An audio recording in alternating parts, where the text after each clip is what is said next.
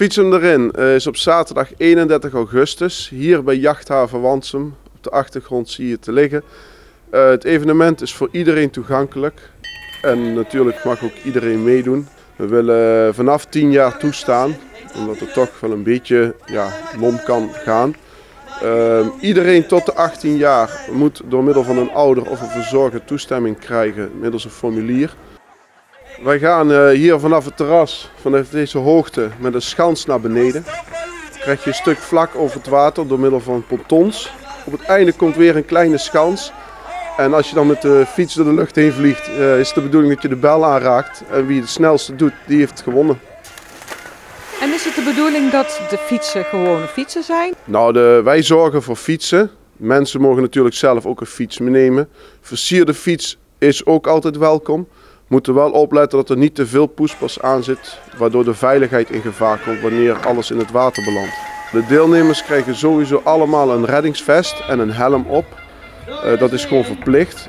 In het water zijn ook meerdere duikers aanwezig. Dus op het moment dat je fiets in het water valt en jij ook, kun jij fatsoenlijk naar de kant zwemmen en eruit. De duikers die zorgen ervoor dat de fiets uit het water gehaald wordt. Wat is er te doen en te zien voor de toeschouwers? Ja, een groot spektakel natuurlijk, want het is iedere keer spannend hoe diegene het er vanaf gaat brengen.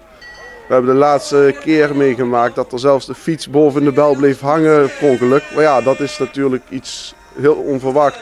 Buiten het spektakel op het water hebben wij hier ook heel de middag een frietwagen staan.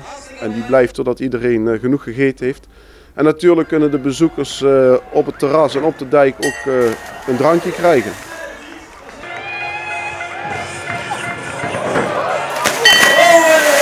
We hebben een Facebookpagina aangemaakt, fiets hem erin. Op die pagina staat ook een e-mailadres vermeld. Daar kun je je op aanmelden. Je kunt je op de dag zelf ook nog aanmelden. We hopen natuurlijk op schitterend weer en op heel veel deelnemers, dus tot dan. Weet u dat er met regelmaat op diverse locaties bezichtigingen mogelijk zijn? Wie weet een leuk idee voor een uitstapje tijdens de vakantieperiode. Zo bent u iedere tweede en vierde zaterdag van de maand tussen 2:30 en 4:30 welkom bij molen Nooit Gedacht in Merselo. De op dat moment aanwezige gidsen vertellen u heel graag over het ontstaan en de werking van de molen. In Blitterswijk kunt u iedere eerste zaterdagmiddag van de maand tussen 2:30 en 4:00 de expositie 4045 komen bezichtigen. De periode van 1933-1945 wordt hier kort maar krachtig uitgebeeld. Het kleine oorlogsmuseum is gelegen in een oude boerderij aan de Veerweg. En in IJsselstein is iedere zaterdag tot en met 31 oktober tussen 2:30 en 4:00 Museum de Pilstreek te bezoeken. Een boeiend geheel over onder andere turfafgravingen, ontginningen, wegen door de Pil, oude grenzen en het ontstaan van IJsselstein in 1921. Zaterdag 27 juli aanstaande organiseert Venray Oldtimer City voor de 25e keer de Knapzakkentour. Een geweldige rit van 120 kilometer door het Limburgse en Brabantse land. Er doen ongeveer 40 tot 50 auto's ieder jaar mee, van verschillende pluimage. Auto's uit eind jaren 30, maar ook de oldtimers tot 1975 die bij ons toegelaten zijn. Wat uiteraard bij de Knapzakkentour hoort, is de picknick. Heel erg belangrijk. Iedere deelnemer krijgt een mooi zak mee met heerlijke broodjes, wat te drinken, wat te snoepen voor onderweg. En die rustpauze, die kan men zelf kiezen waar men het hartstikke leuk vindt. Of gezellig bij elkaar of op eigen gelegenheid. Na de tocht komen we weer allemaal bij elkaar bij Hotel Asteria. Maar er staat nog meer op stapel. Zondag 28 juli organiseert Venray Oldtimer City weer een tocht vanuit het mooie centrum van Venray.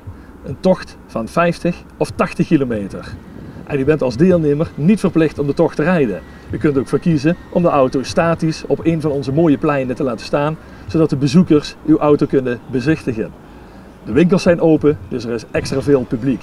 En het weer belooft ook fantastisch te worden. Vanwege ons 25-jarig bestaan als Venray Oldtimer City hebben we wat extra activiteiten georganiseerd dit jaar.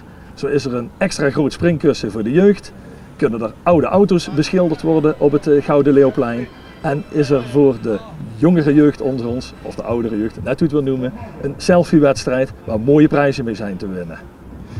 Ieder jaar verwelkomen wij rond de 300, 350 deelnemers met hun prachtige oldtimers in het mooie Venray, die deelnemen aan ons evenement. U kunt zich nog inschrijven via de website van ons en u heet harte welkom in Venray. Gaat u ook mee?